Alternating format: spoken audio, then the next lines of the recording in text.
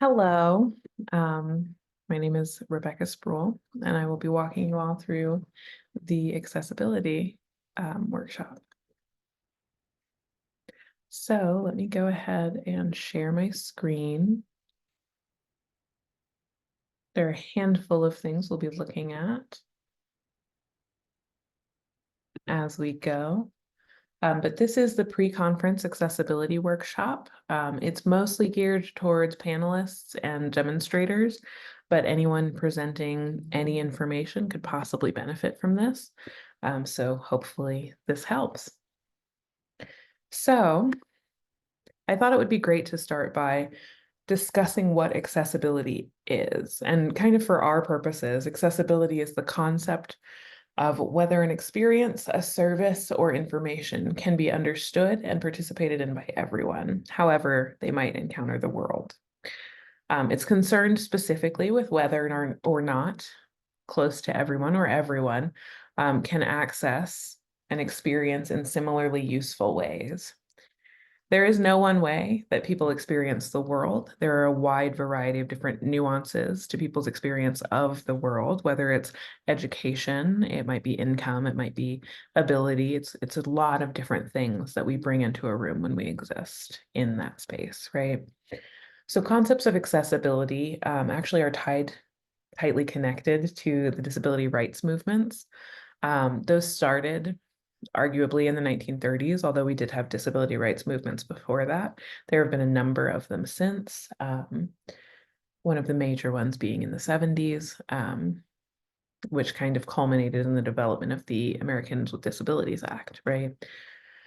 So disabilities, it's really important to note, come in a wide variety. They are both visible and invisible. They are physical and they are learning-based disabilities, etc. There are many different types of disabilities in the world.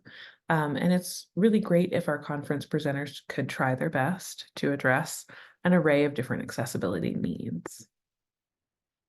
So briefly, I'd like you all to kind of reflect on a panel or a demonstration that you had a really good experience with in your own life, right? And look back on what it was that made it easier to connect with that information. Was it the use of technology? Were there written instructions or components? Was there some kind of interaction that happened? Was it the organization of that person's information that made it really easy to learn? And then I'd like you to kind of compare that to a presentation you had a hard time connecting with. What was different about that approach for you, right? What didn't you receive that you needed in that moment? Now on to kind of general accessibility. I've divided this presentation into kind of three parts. General accessibility, which can apply to anyone who's doing a presentation at all. And then I've also divided it into panel-specific advice and demonstration-specific advice. So hopefully that is helpful for everyone. One of the first general pieces of accessibility advice is keeping ASL interpreters and AI translation or transcript assistance in mind. One example would be like the Otter app, which is a phone app that takes audible information and translates it into a written transcript. It's usually used by people who are deaf or people who are hard of hearing. In this case, it's a great idea to slow down, right? You don't need to ask your audience if they have one of these. You can just slow down, just assume that there will be someone there who might need that. This also will help every participant follow along, right? I am very guilty of this myself. I get very excited when I'm presenting about things that I'm passionate about, and I might go a little bit fast. So just try and consciously remind yourself to slow down and maybe practice your talk a few times. It's also really important to avoid talking over people or multiple people talking at once.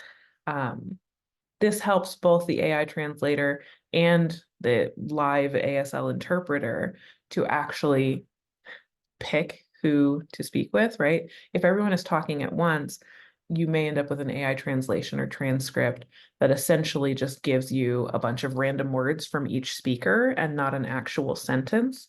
And similarly, right, the ASL interpreter has to pick who to follow if there are multiple people talking at once, right? It's also really great, just to return to the slowing down, to remember when you're slowing down, you're giving the ASL interpreter time to think about what sign to use and where you may be going, right? It's also great to repeat questions that were asked out loud. So if an audience member asks you a question, it's really good to just reiterate that question, both to ensure that you understood the question, but also to help those who may or may not have heard that audience member, right? An audience member is asking you, but you're speaking to everyone. So it's great to remind yourself of that. You also want to consider the physical demands of interpreters and translators. So where will this interpreter stand to be seen? That's not as big of an issue with a panel as it may be with a demonstration, right? Where we're all on a panel, you have a stage usually of some kind, you're pretty visible from everywhere. You're usually next to a projector, but with a demonstration, we're usually all around one small area. So where is the best place for an interpreter to stand? Or where is the best place for a person with a translator to stand so that they can hear you, right? You also want to consider if there's going to be a lot of noise as you're working. So for instance, you might be using a Dremel tool, or you might be in a room that's particularly loud because of other equipment that's on. In those cases, you might want to take some kind of step, to make sure people don't miss information. So in that case, you could write your instructions down or have closed captions of some kind playing as you go. You also might consider whether or not you're planning on wearing a mask, right? This is less of an issue now than it used to be, but it is still something I'd like to talk about, because some people do still wear masks because of their immunocompromised position. So if you're planning on wearing a mask, is that going to muffle your voice, right? Is it going to jam the AI translation? Do you need to project even louder? Or again, you could take a step to kind of address that preemptively by providing written instructions or possibly having a video playing nearby on a laptop that has closed captions and shows the same thing that you're doing, right? That's also a possibility. It's also really great, to, in general, upload and share documents relating to your presentation. It could be either a recording of your demonstration, your panel, etc., or it could be other relevant information. QR codes to access a certain 3D print is a great example. I think Ross Mazupapa does that in his demonstrations when he's talking about 3D printing specific types of things. You also want to remind participants, though, not to share your work without your permission. Uploading and sharing documents is kind of a little bit more controversial than some of these other pieces of advice, because in our field in particular, we have a lot of people who make a living off of workshops, right? They make a living off of their public appearances. And so you could get into a situation where sharing these recordings, uploading these documents might be complicated for different people and or projects. So make sure to clear that with any of your collaborators or co-presenters before you do it, right? Just check in with them. It may be something that they wouldn't appreciate. But it also could be that, okay, well, they're a person who makes their money doing workshops, but they're fine doing written instructions, right? So just have a conversation with them.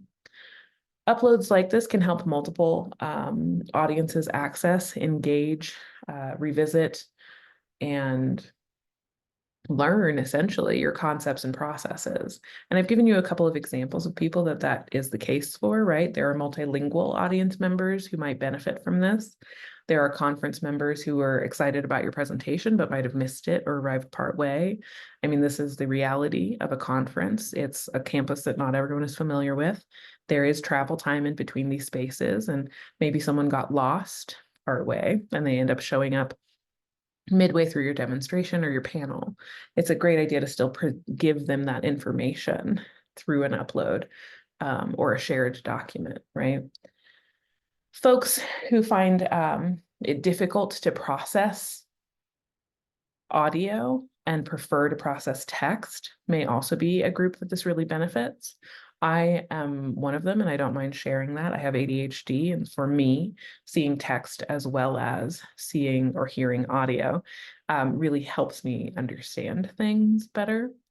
But it could be a variety of different reasons that this helps them, right? It's also really important to make those uploaded documents accessible. And when I say that, I don't necessarily mean it's a link that everyone has access to. That's important. But in this case, I'm talking about making it accessible to screen readers. If you're not familiar with what a screen reader is, screen readers are essentially a form of technology that will read text on a screen, whether it's your phone or your computer, sometimes TVs as well. Not as often though. But it essentially describes what is happening or being written, right? So it takes that text and turns it into audio. This is particularly used with people who are vision impaired. Um, and there are a lot of ways that you can make your documents easier for those screen readers to read, right? One example would be using headers and styling those headers in particular ways. The reason that that really helps is a screen reader, if you do not do that, will just read the header as if it is the first word of the next sentence, right? So you could have a header that says materials and then a list of materials, and it'll just read materials, paper, pencil, and it's not going to pause between those things, right? And that can cause complications for people who are vision impaired. Similarly, it's a great idea to enumerate parts of your documents. So my examples are step 1, step 2, 3, or speaker 1, 2, and 3, right? Again, for the same reason, if you just have a bunch of dash marks and you're not clarifying that that's a new step, it is possible that some screen readers might see that as a paragraph and not as steps, right? And it's very different to get the process of lithography told to you as if it were a paragraph than it is to have step 1, cut your tarlatan, gather your materials. Step 2, grain your stone, right? That's very different than gather materials, grain stone, blah, blah. That makes it sound like it's all happening at once. So, give some enumerations to that. Do the step 1, step 2, step 3. You also might want to clarify who's speaking in transcripts for panels. The next kind of bit of advice is also tied to this. I do mention that you can pre-record videos on Zoom and use the closed captions, which is fairly accessible for those of us in academia. Most of us have a Zoom account through the school, but not everyone is in academia. So I also will link a couple of free closed captioning services at the end of this, just as a heads up. But let's say that you're pre-recording your video on Zoom with closed captions. That is all essentially the machine interpreting who is speaking. And it's not very good at that. So you may want to go back into that. And a great way to do that is to upload your video onto Zoom, onto YouTube, and also upload the closed caption file that Zoom generates. It is called a VTT file, so VTT. And you can upload that into the closed caption section of a YouTube video in the YouTube studio. And then you can go back into that and edit it. So a lot of really free software here, minus Zoom. But again, there are other free closed captioning services I will link to. There are also accessibility checkers that exist and can help you. One major one that most people, not everyone, but most people have access to, again, in academia, is integrated into Word. It's in both Word and PowerPoint, and it's in the Tools menu. Adobe Acrobat can also help you check accessibility, but the process for that is a bit more complex because Acrobat is set up to essentially perform accessibility functions in legal spaces as well as presenter spaces. So it's got way more capability than necessarily Word or PowerPoint. I will link to a couple of videos specifically for that at the end. So if you are a panelist, this part is dedicated to you. There may be some information in here that is also helpful to demonstrators as well. When we're talking about an accessible panel, we are talking about a panel that considers everyone in their audience, right? So there are a handful of things that you could do to really consider the possibilities of who your audience could be, right? So you could consider pre-writing a script for your panel that includes text that's easy for all audience members to hear or read so they could follow through on both. A suggestion that I have is to possibly link to all of these resources that you generate. If you have any documents you're making, link to that through a QR code at the beginning and the end of your presentation. That way people who need the transcript can have that link at the beginning, read the transcript as you go along, and follow along with that presentation. You could also consider length, depth of information, and time for speaking versus time for reading. Something that some people don't consider is that speaking, or well, listening and reading are two different things, right? It's the same for speaking and reading. So you want to make sure that you're actually allotting time for you to go through and read your slide, as well as to speak independently from that slide, right? You also want to pre-plan for technical things. So things like written summaries of your talk are great in case you run out of time for some reason. Providing notes for your attendees is really good, so on and so forth. It all kind of depends on the type of panel you're running. You also really want to plan for reasonable pacing. This is something that I am sometimes guilty of because when I present, there's something I know so much about and I'm so excited to talk about it that sometimes I find myself cramming a lot of information into a 10 to 15 minute window. It's always great to provide additional resources to people, right? And that is a good way to kind of help yourself still give them that information without overwhelming people. And then here is a video that I have linked to with step-by-step, I believe it's a video, step-by-step, let's actually look. Guides, wow, yes, it is. The most amazing work. Excuse me. Flow on Monday.com. You build your own workflow? Oh dear. Why? There are a bunch of amazing pre-made templates you can just choose from. So sorry about that. That's a YouTube advertisement. Let me make sure that you can actually see this. Yes, okay, so you can. So this is a video. It goes through the steps of live captioning. If you would like to have and subtitles with PowerPoint, it's literally a minute long, very simple. So feel free to take a look at that when you get a chance. I apologize for the advertisement kind of disrupting that for us. Back to the presentation. When you're designing slides, this is kind of the potential, the best potential for accessibility, period, is in the design of your slides, right? So you want to aim for slides that are easy for as many audience members as possible to read and understand. You should design assuming the audience may have a wide range of ability, and I should have added education as well. And they may use a wide range of different technologies to interact with that presentation. So again, keep in mind, some people may be using a transcription service, right? You want to speak slowly and clearly for them. Design assuming that people will both read your slides and listen to you speak. I have seen conferences, panelists especially, who do this. I have done it myself a long time ago. If you're going to write it down on your slide, you should say it too, right? And then you can elaborate on that with your words while people are reading. Different people read at different skill levels, at different skill levels and speeds. Some people may also have dyslexia, so keep that in mind when you're presenting. You can't just know that off the top of your head, but you can assume that there will be people in your audience who might be dyslexic. So slowly read that out so that they don't get lost, right? You don't want to have a situation, and I have seen this before, where everything on your slide is written out and it has nothing to do with what you're saying. Then you're forcing the person who's watching your presentation, you're forcing them to choose, right? They have to either choose to listen or choose to read. And then they're losing information either way. So think about that as you design your slides. You also want to choose text and backgrounds with a strong contrast.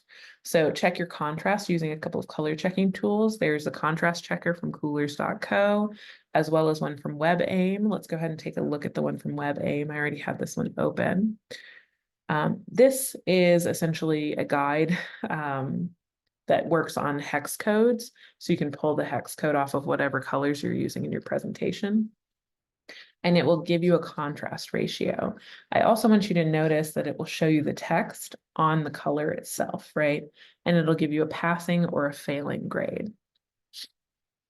So let's say I bring this color kind of darker and I make the background kind of dark, right? We can, one, immediately see that that's really difficult to read, but two, we see that the contrast ratio has gone down quite a bit. And now we're failing all of our web checks, right?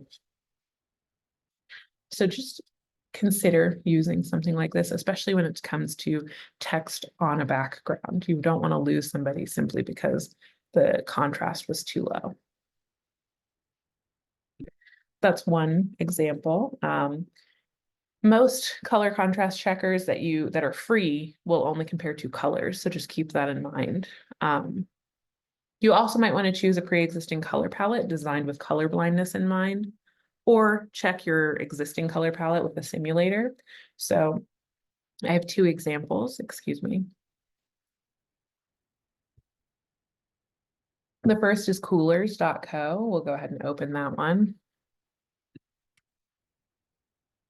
Right here, you can start the generator. It's a really cool tool. It'll generate a bunch of different color palettes for you. All you have to do is press the space bar to get a new palette. But there's also a really handy tool here. This is your color blindness tool. If you click that, you can pick which type of color blindness you want to check, or you could check all of them. Deuteranopia is the red-green colorblind that most of us hear about. It's more common, more or less, than the other forms. So you might want to check that. And here we're finding out that these two colors are too close together for someone who is red-green colorblind. I'd also like you to note that it generates a hex code for each of these colors to give you an idea of what you could be using to design something for someone with red-green colorblindness. So that's one really nice tool. The Dalton lens for colorblindness, right here, was the second resource I gave you. If you scroll down, you can see that you have 3 different types of color blindness that they will help you simulate. Of course, they're not perfectly accurate, but you can choose a file and then go from there, right? So you can upload your file and check it here, okay? So hopefully that's a helpful tool as well. We'll move forward in the presentation. So another couple of things, it's really good to limit the amount of text on each slide. Huge paragraphs are really hard to read, especially if you're in a really big room or you have a vision impairment. Or even if you just have an attention difficulty, it might be difficult for you.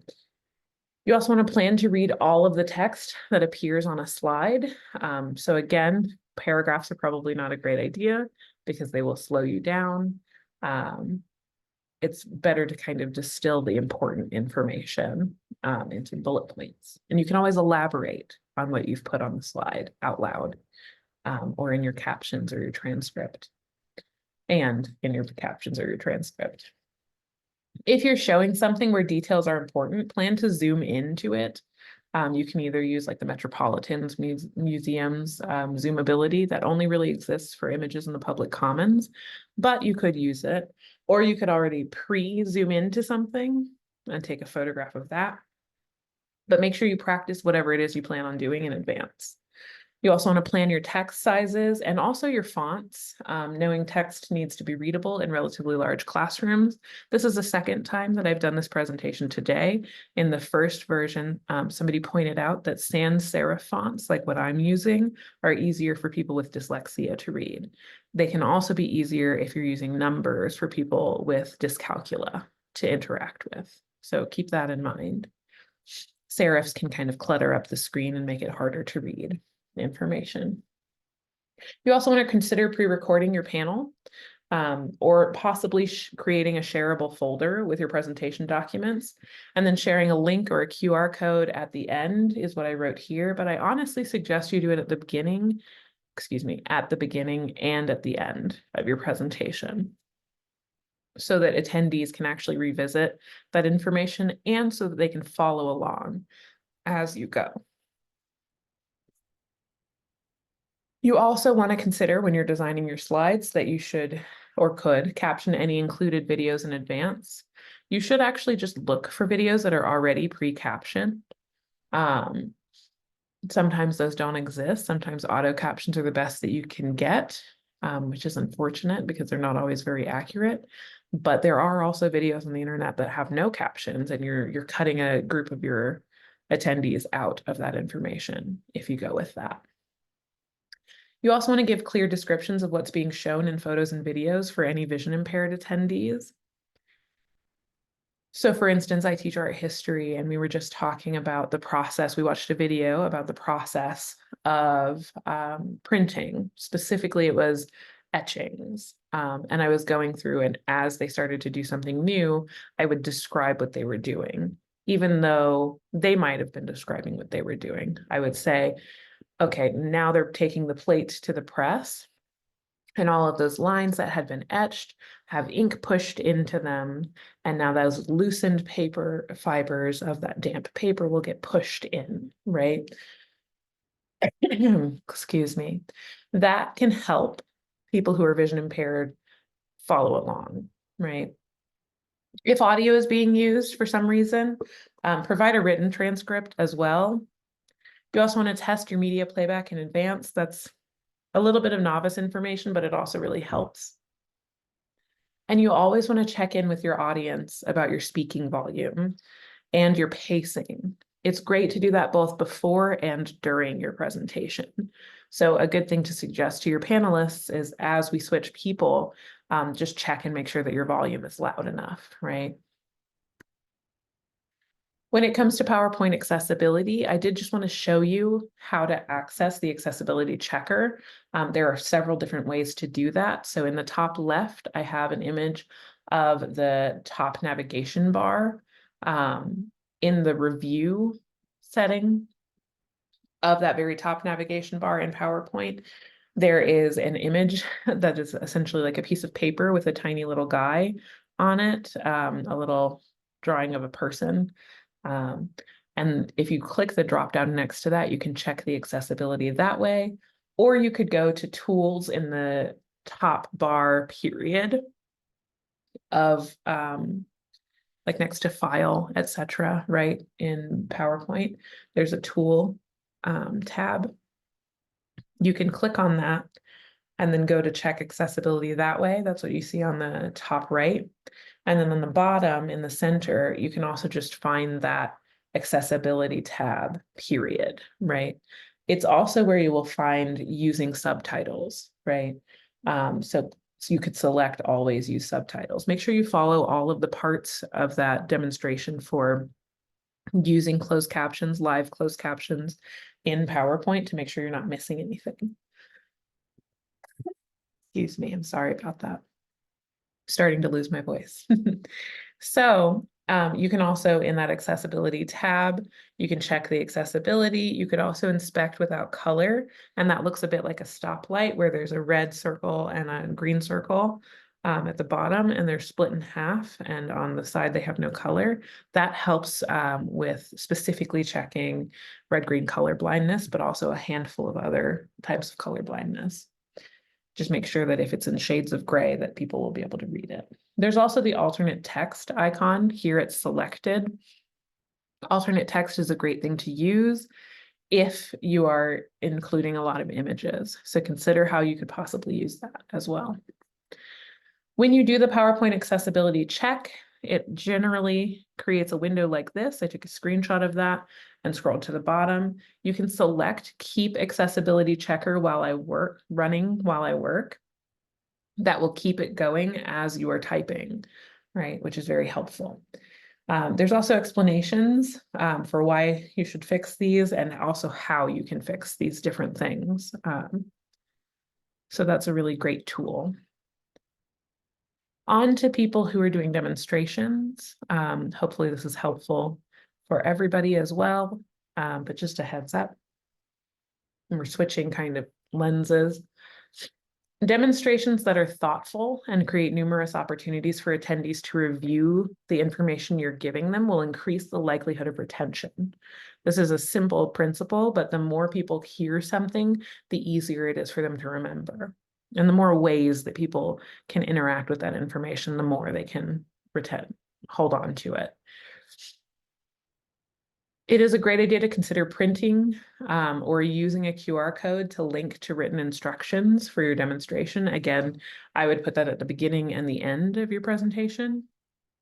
You could also consider recording your demonstration ahead of time with closed captions and linking to that as well. That way people can actually watch that and follow along. You may also be able to play that video in the same room as your demonstration, with no volume, of course, and in case the room becomes too full. So specifically in that case, you may want to, excuse me, you may want to bring your personal laptop if you feel comfortable leaving that in a public space and have that kind of run that image. Some of the rooms do have TV screens, so you could potentially do that as well, but not all of them do. So that's also a possibility. You could consider allowing participation in your demo as well, either during the process or at the end for people who are tactile or kinetic attendees, as well as for people who might have a physical disability, so that they can ask your advice on the best way that they could do this, right? A handful of my experiences have been, I had a student once who didn't have mobility in his hand, right? And so we went over different ways that he could still do the things that I was doing. But you even have people who are just like, they're just left-handed and you're right-handed. That's also a group of people who might benefit from doing these things physically themselves, if you can find ways to allow them in to that experience. Again, consider how attendees with physical disabilities can remain engaged. A really simple step that cannot be overstated is providing seating. Not just providing seating, but planning for seating arrangements that allow really clear sight lines for those who can't stand for long periods. There are a lot of reasons that people can't stand for long periods. Some of them are visible, some of them are not. An example could be that someone has a cane, but another example is someone might have POTS, and POTS is not a visible thing. And you don't need to, you shouldn't ask people, does anyone in here have POTS, right? It's much better for you to instead say, hey, does everybody here have a seat who needs one, right? Just ask them. You might also want to consider how the room is arranged. Are there mobile components, things that move, right? Pieces of furniture that can be rearranged to maximize sight lines so that more people can see what you're doing. K-State is my alma mater, and I do know that some of the parts of the room are on wheels, but other parts aren't, right? So you might want to go into the space ahead of time and plan for that. Another bit of advice, and this is kind of my last slide for you, is to give your audience agency. They know better than literally anyone else what will help them and what they need to get the most out of your demo. You've heard me say before, ask them, or say, hey, does everybody in here have seating that needs it? That kind of a thing. Ask questions, right? Allow them to collaborate in their own experience. It's very simple, right? Ask if you're loud enough. Ask if you need to speak a little bit more slowly. Let them be a part of how this information is being presented to them, right? So a couple of questions that are examples. Some of them I've already said, but does everyone who needs seating have seating? Can everyone see and hear me? Does everyone have a copy of the instructions, right? Or if you're in a smaller space, you might also want to consider how you can rotate demonstrations. There are a couple of spaces that are a little bit harder to work with. They're not impossible, but they're a little harder to work with. In the K-State print studios, one example would be the vent hoods. They are wall vents, so you cannot move them. So only a certain number of people can actually see what you're doing at a time. So you may want to rotate people. So let's say you have a copper plate demonstration and you're talking specifically about a ground that you use. It could be that you apply the ground to multiple small plates and rotate people through instead of one big plate and only doing it once, right? You also might want to just write down these instructions so that they can revisit this information, even if they couldn't see what you were doing. But do those things so that as many people as possible get to see the full process, right? And I strongly suggest if you are doing a demonstration, visit the space that you're doing that demonstration in before you have the demonstration happening. Okay. You can also email the conference organizers directly, MAPC not as much, but you could email K-State and ask them specifically what the space is like. On to a couple of additional resources. So I talked a bit about a few resources I would share. One is the CUNY Library Services Accessibility Toolkit. It's about the accessibility principles that can help in general, especially if you're a person in academia or who does workshops for a living, who might want to employ these kinds of principles regularly in your work, right? There's also a little bit of information on the politics of disability and design. I have linked to myself, which I feel a little cringe about, but the reason that I did that is there's a compendium of resources there that I didn't want to like relink to. It's a big long page of print specific resources. So just a heads up there. How to live caption with PowerPoint is also there. So I've relinked to that video. How to make a PDF accessible. So I have 3 actually links to that information about specifically PDF accessibility. I'm so sorry for coughing on you over and over again. I have put notes between these 2 just to give you an idea. The first one is a really good resource for beginners. So if you've never made a PDF accessible before in your life, it's a great place to start. But the closed captions for that video are auto-generated. She speaks relatively slowly, so you do get most of the words correct in that auto-generated closed captions, but not all of them are correct. So just a heads up there. And then you can also reference the accessibility guide. I have referenced him in a couple of places. In this place, it's Fix a PDF, starting with the accessibility checker. So this is a general, slightly more advanced resource on how to use the accessibility checker in Acrobat. I also linked or referenced him here. How do I make a PDF accessible in Acrobat Pro DC? Another great video to watch. Again, a little bit more intermediary. Then there's the PDF accessibility guide from the Illinois Department of Information and Technology. I believe that's mostly a written resource. Then your contrast checkers are relinked here, as well as coolers.co and the color blindness simulator. And then there are 2 more resources at the bottom. One is captioning your own video for free. We're going to go ahead and just look at that one together. So this actually is from the University of Arkansas, and it links specifically to a couple of different free online tools. It also talks a bit about the process for creating those captions in each tool and how it's roughly the same. It also talks about how to add caption files to videos. Here it talks about YouTube videos specifically, and then here it also talks about adding captions to videos on web pages. So hopefully that's a helpful resource for everyone. I also added an additional resource. This is a written resource, so it's more like an article on how to add subtitles and transcripts to YouTube videos. So hopefully that helps as well, especially for those of you doing demonstrations, or if you're a person who wants to upload your panel and everybody on your panel agrees with that, if you want to upload that to YouTube. Okay. So hopefully that is helpful. I don't believe I have any participants right now. I had some earlier, but I wanted to make sure that I recorded this after addressing their questions as well. So I'm going to stop sharing. If you have any questions, let me know. Let MAPC know as well, but hopefully this was a helpful resource. And I look forward to seeing you all at the conference. Thank you very much for stopping by and have a great day.